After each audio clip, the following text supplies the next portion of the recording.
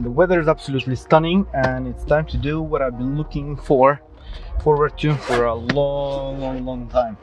Finally managed. I got the DJI FPV, Digital FPV system on Friday, Sunday today, and I'm finally all set up, I believe.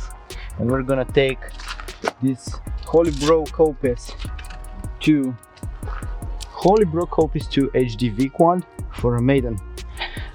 This is gonna be my first time flying also the digital system by DJI, so let's see how that works out. Very curious to see how it goes. Couple things: we need some power for the goggles. I'm gonna power them up like this. You should not expose the goggle lenses to direct sunlight. The sun is right behind me. Actually, I haven't even peeled the lens protective film just yet, so let's do that also while we're at it.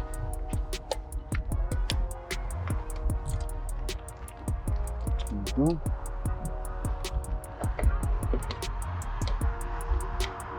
we go.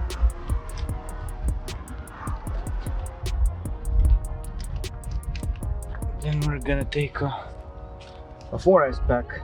This is a 6S drone.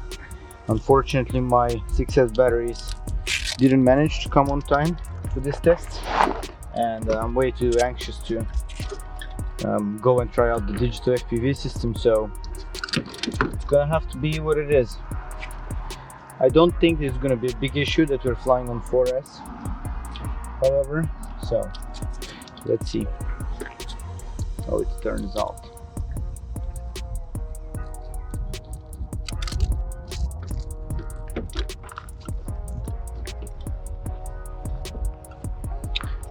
And most importantly, don't forget to take off the camera lens protector so you don't get weird footage and wonder why that is. Let's go and get set up. So let's see. We're gonna go for a cheeky little hover test first. So I'm gonna plug in the drone, double check all the props are correctly set up. Everything should really be good to go, so let's go give it a shot. For this hover test, we're only going to need the radio. I'm basically just going to extend the antennas. We're going to press once and then hold the button to arm. Once we're armed and this LED here goes green, it means that we have link. There we go. Throttle needs to be all the way down. That's why the sound was beeping. And let's go for a hover test.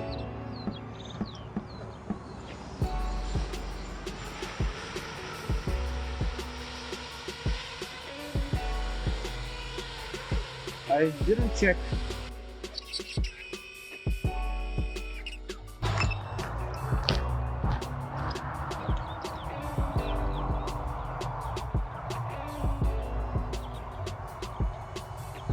Yep, so that's why you do hover tests. We have a loose nut. Even though I thought I tightened all the prop nuts very nicely. And before you do any work, as always, make sure to unplug your quad. But you could see what the issue is here. This is loose. This could be a common problem if you don't pay attention, like I didn't, that some brand new motor threads and nuts combinations might need to be threaded very nicely all the way until the end the first time, and that could be a bit tricky. You want to make sure that the prop is spinning nicely and the nut is pressing the prop all the way down against the motor, and we're gonna do that for all of them because I was a little bit tempted to not do any hover tests, and I was a little bit tempted to just go straight up flying, but that would have been a really bad experience and a really bad idea, and possibly a crash in the first few seconds. No matter how good you think you're prepared, always do a hover test.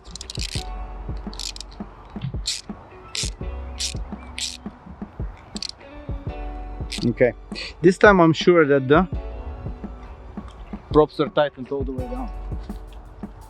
So we're gonna go for another cheeky little hover.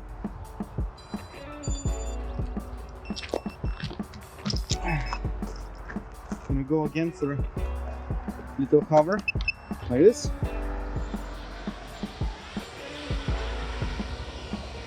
A bit better. Seems to be doing really well. Control is smooth. I like the radio actually. I'm surprised I like the radio as much as I do. Okay, let's go for an FPV flight. First time flying the DJI. Oh my god! People are not kidding. People are not kidding. Wow, I'm excited. I'm excited. Okay, let's go for a pack or two. I have only 2 packs today. Let's see how it goes. Okay, here we go. Sun behind me. I'll try to stay this way so I don't get the sun too much in my goggles. I do have light leakage, but it's not as annoying as you may think. I think it's quite fine. The bigger challenge for me is which switch I'm using for arming and disarming, which unlocked.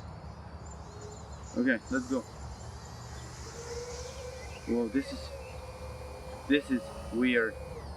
Now, as I mentioned, the only downside of today's flight is the fact that I'm flying on 4S and I'm like half throttle in before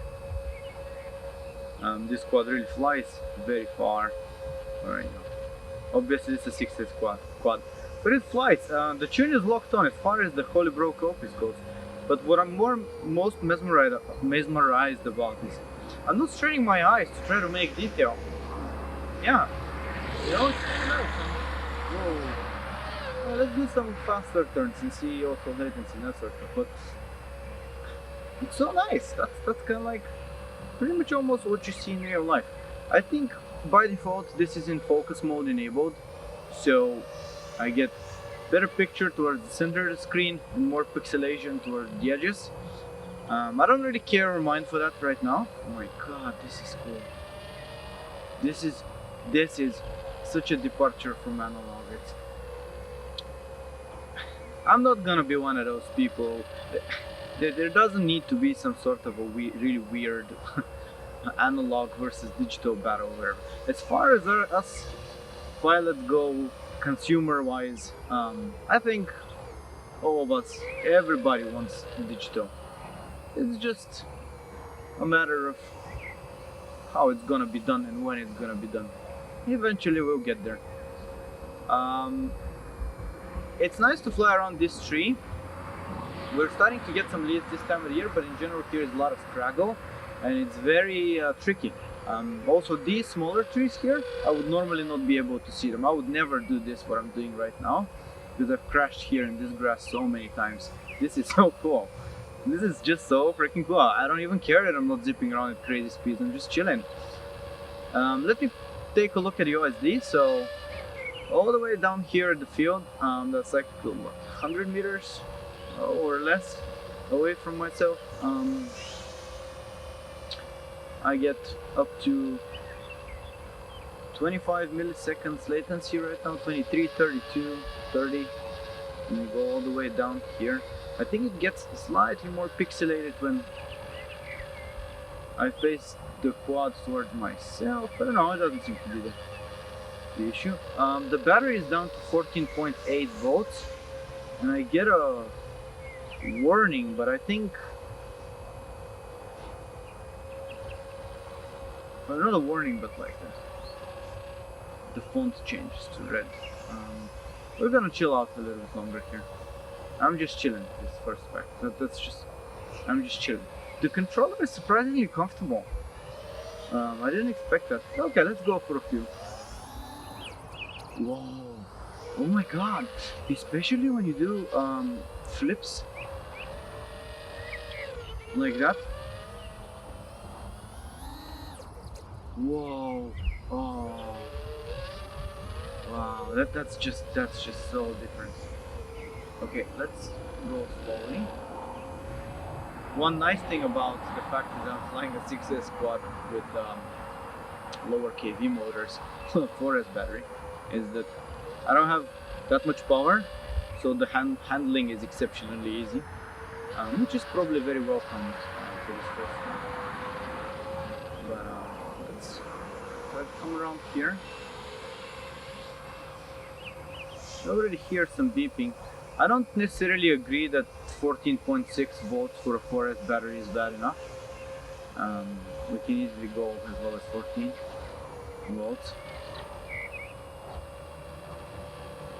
From the OSD indicators of the goggles, I see that both the goggles and the air unit are recording, it seems. Connection is at 25 megabits per second right now. Latency seems to be going between 25 and 30 something. But in general, yeah, that's cool. I would have wanted to see even less pixelation here around myself when I'm that close to myself. But I would put this to the fact that, as many other people have reported, this positioning of the antennas is apparently very suboptimal, so I'm gonna be changing that. Plus the fact that I have no idea what VTX power we're running on right now, and there is a very solid chance that we're just running on 25 milliwatts, so definitely don't take this flight for anything more than just the first test flight, because I've heard that EU accounts get configured to 25 milliwatts unchangeable. I'll check that real quick. So we've been flying now for 5.5 minutes almost, so let's do a flippy floppy. I like the drone too. I really like the locked-in tune in the drone. I mean, Holybro Kopis, like, obviously. So cool to be able to finally see every little branch. One thing that is interesting also immediately catches my attention is the fact that these feel almost like my first box goggles in a way, even though they're not box goggles, but I feel like I'm sitting in front of a huge cinema screen, if you know what I mean, which was kind of like the same impression I had with the box goggles, which I definitely don't feel that when I'm flying my Sky Zones. Let's try to bring her in for a landing and fly one more pack. Fly one more pack on the other battery.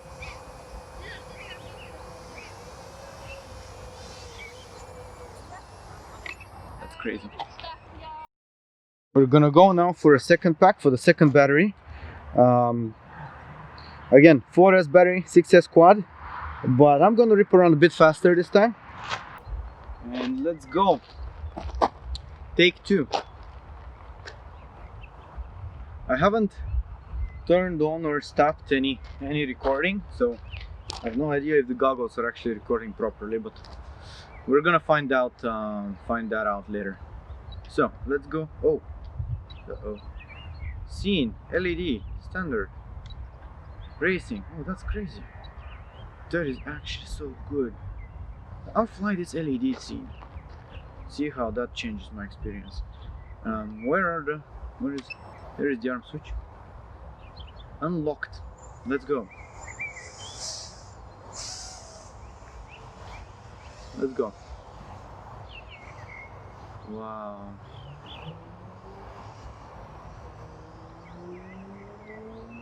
This is I'm sold.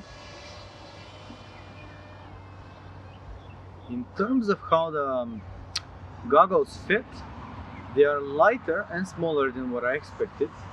They do seem larger in the well, when you see them in other videos or whatever. Let's do a nice. Here I have to go almost full throttle in order to catch the quad because we're just on 4S. But this is now not connected to the drone. This is more of about the quad. I wanna lock in and go this way, and as we're going away from the street towards the horizon, I wanna see if I can see in standard. Okay, here we're back into the standard scene. Let's do a flippy floppy and let's come back. Mind you, I like cruising, but even I don't cruise that much. I still do some more rolls and flips and fly a bit faster in general, but again, that's just a function of the flying of a 6S quad on 4S. I'm gonna be getting my hands on some new 6S batteries very soon. In fact, after having flown this, I think I'm gonna get a few more extra 6S batteries because the quad and the system are quite nice to fly. This is cool. This is something I could do. It's exciting. It's cool. It's also lightweight because you don't have to carry any extra cameras, I guess. And we're gonna evaluate the footage later and see how good that is. But yeah, tunes locked in. So nice to actually be able to see things. All the little branches. I don't like this amount of pixelation I get that close to myself. I do not like that. I shouldn't be getting that close to myself. Like, that's not something we need to be doing. Let's go low. This is cool. This is cool. I'm not gonna go over there because I guess there's some other people tending the land. Looking good.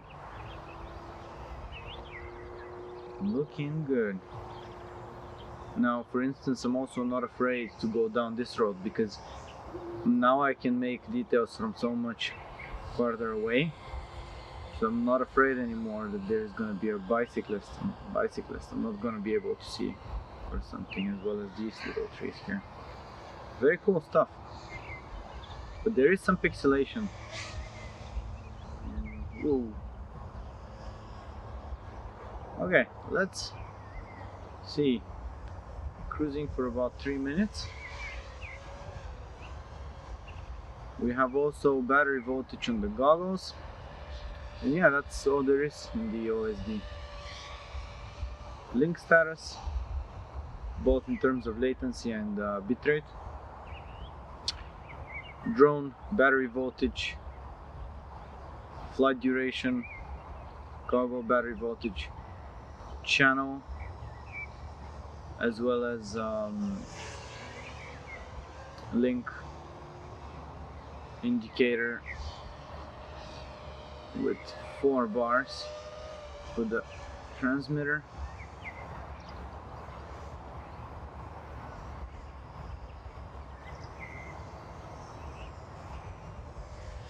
Looking good. Yeah.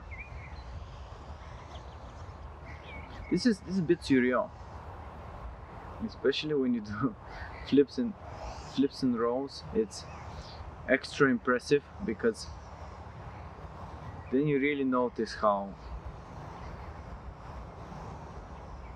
I don't know, how vivid everything is. Sorry to say. I'm also okay. So I'm not one of these people that have fat sharks with OLED screens, as well as rapid fire modules. So can't compare to that. But for where I stand and for what I see, I like this, and I really highly doubt that fat sharks with rapid fire on their best day could be anything close to this.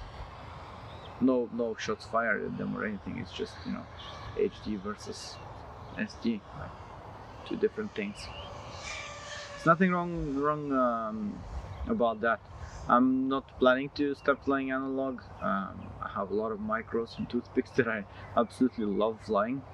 So the DJI Digital FPV system is definitely not the answer to everything. But this is cool. This is really cool. I think I'm gonna bring it in for a landing now. Both the drone and the goggles. And that was our Maiden for today. The tune on this thing is just so locked in.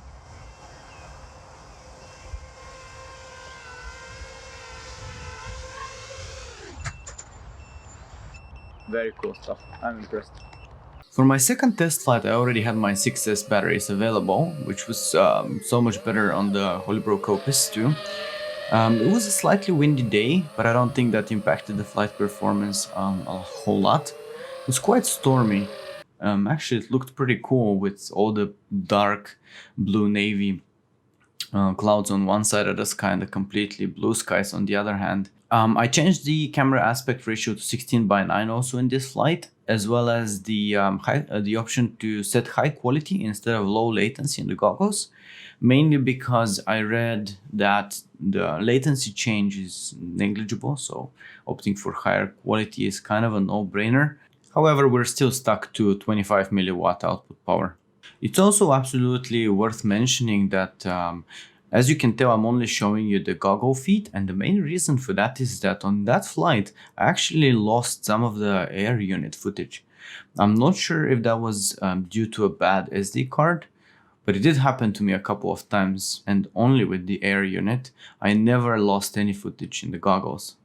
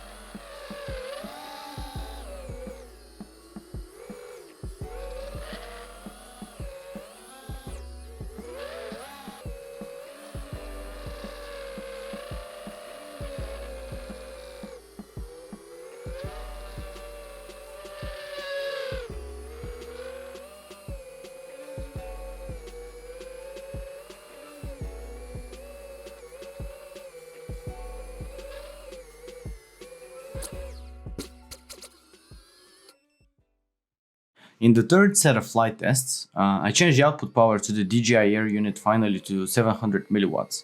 And immediately, as expected, all artifacts and pixelization that I had earlier while flying on 25 milliwatts were pretty much gone. With that drastic improvement in quality, the flight experience was even more enjoyable. And in the next couple of videos, I dared to actually go further than I had ever gone before with any of my analog quads. When flying this huge open field tests. I ended up mostly cruising and taking in the view during the first part of the flights, and I still got flight time of about 6 minutes again. I also lowered the camera angle to about 35 or so degrees. And during this flight test session, I still had some missing footage from the air unit. The recording on the goggles was always there and in full, but the air unit had recorded only partially one of the flights and the second flight in full. Let me know in the comments down below if you've had any similar experiences and if it was in your case an SD card issue or something else.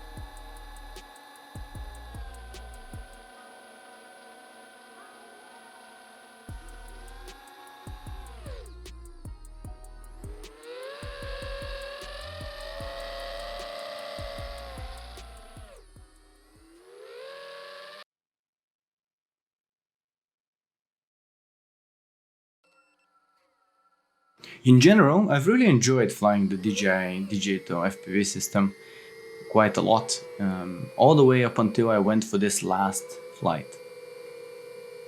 I went to this very nice location close by the coastline, and I started off by just exploring the location, going up and down along the coast and diving some trees, just having fun and relaxing, nothing too crazy. At the time, I didn't even expect to actually have any technical issues. I was really I relied on the quad and the tech inside, so I thought I wouldn't have any issues. So I was quite bold with my flying, and I didn't mind one bit, just flying over the water. Eventually, as I was flying and testing, I saw this small tiny peninsula, almost looking like a small island, very close to shore, and I decided, okay, I'm gonna go around it and test the range on this thing. At this point I was running the system on 700 milliwatt, and even in the goggle feed there was no indication that I would be hitting any connectivity or link issues anytime soon. So I was like still quite relaxed, and I was just flying around and exploring for quite a bit, all up until the end.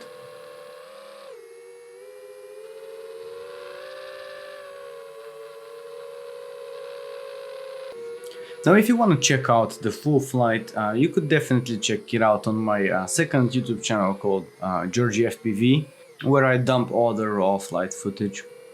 But the gist of it is that as the flight progressed, I started to get more and more bold. I started to do some flips and rolls. I'm just cruising around, enjoying the quad and the beautiful weather, when suddenly this happened.